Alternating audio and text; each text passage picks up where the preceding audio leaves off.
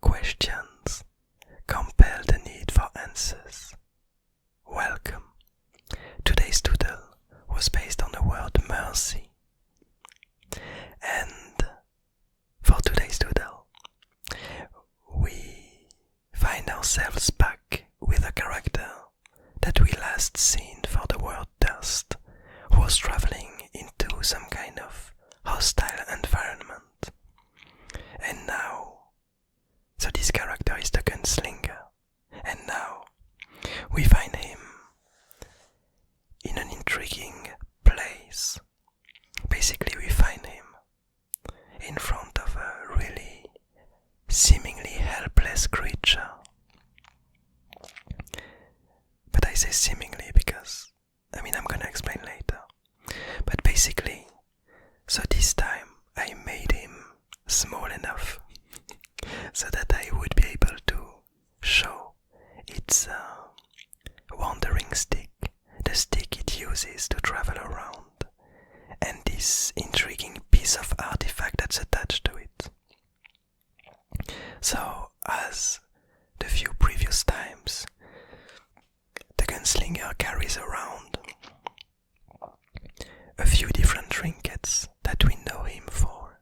So he has his hats with these different plants that's kind of wrapped around it with the different fruits that he, as we discussed last time, seemingly uses for some kind of concoction that he probably grinds down to use in its smoking device, which somehow allows it to create these extremely sharp and fast particles that allows it to peer through matter and to change kind of the consistency, to be able to partition, to be able to divide pieces of the abyss garden. And so now we also discover his stick, his walking stick, that we kind of had a hint of it the first time we saw it. But now that we see it a bit more clearly, we can actually identify this kind of donut shape artifact that's hanging from it. And so the way that I would interpret it is that this old artifact seems to be half broken, but the way that I perceive it, it seems to me like some kind of clock device, some kind of half compass, half clock artifact that seems to be used to, on one hand, track time, but also to remember pieces of events that happened and to lead towards them. Because we know since the beginning that the gunslinger is looking for a specific character, that it has a specific purpose to go towards, and this specific purpose is to find a character and to end its existence. That's its only reason to go on. And along this pathway, along this journey, we see him encountering a few other characters and a few other parts of the abyss. And here, we see him in front of this seemingly really helpless, almost slug-like creature that looks just like a tiny blob, and that seems to be asking for mercy, that seems to be hoping not to get hurt. But if we look far above the gunslinger, what we see is hints of a gigantic version of this tiny creature. And the way that I interpret it is that this tiny creature is able to make emerge some kind of version of itself that is way bigger, way larger, and that allows it to kind of defend itself, or rather to hunt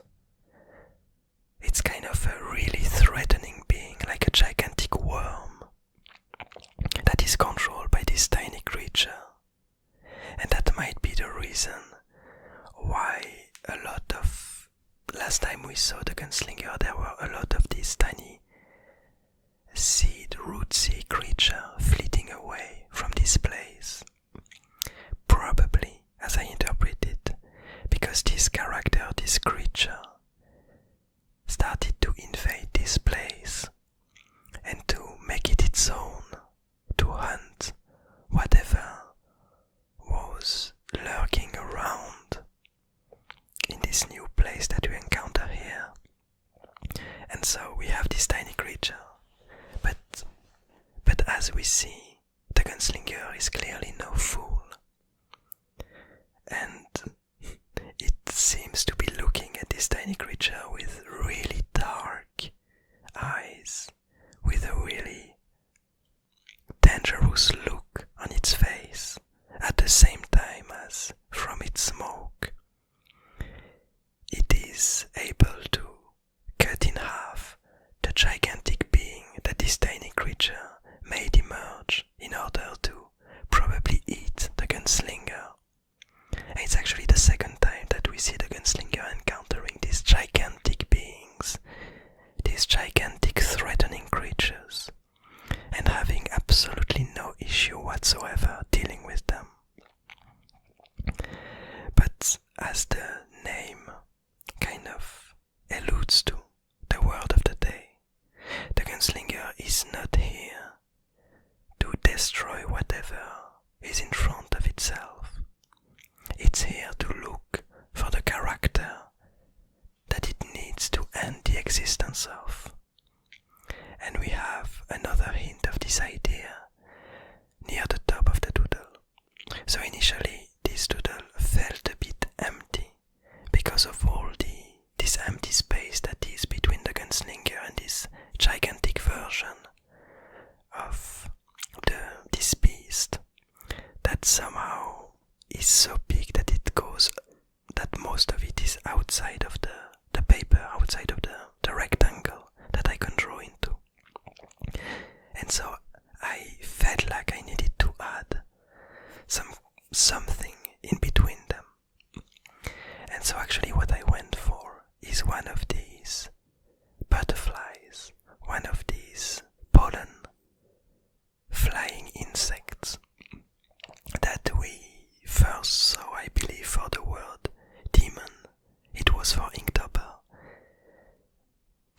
That kind of emerged from the skull of this old demon that had died. And we saw them again for the word. It wasn't gigantic, it was a word, a synonym of big and gigantic, where we had one of these big creatures and a super tiny one of these big creatures that were looking at each other, and in between them we had these butterflies that kind of flew around. But anyway, so here we have one of these butterflies that comes back, alluding to this feeling of peacefulness and non-violence. So despite the fact that the gunslinger is cutting in half this gigantic beast, it doesn't seem to want to crush the tiny being that controlled it. It just seems to give it a really bad look, to really give him the eyes of, you shouldn't be doing that. Please stop.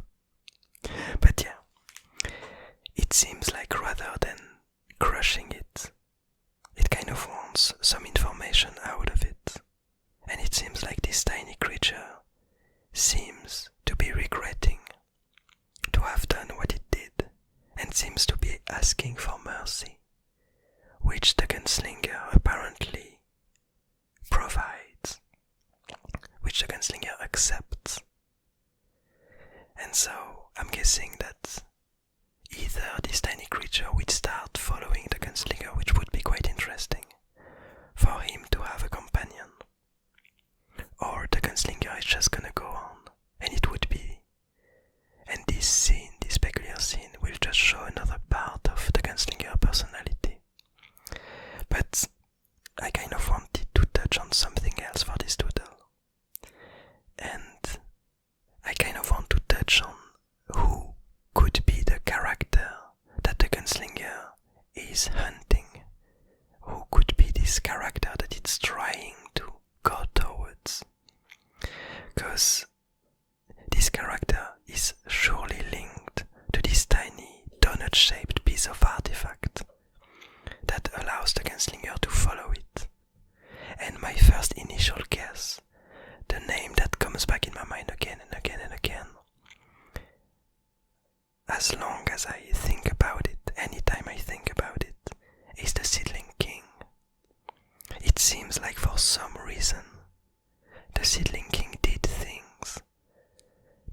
gunslinger that led the gunslinger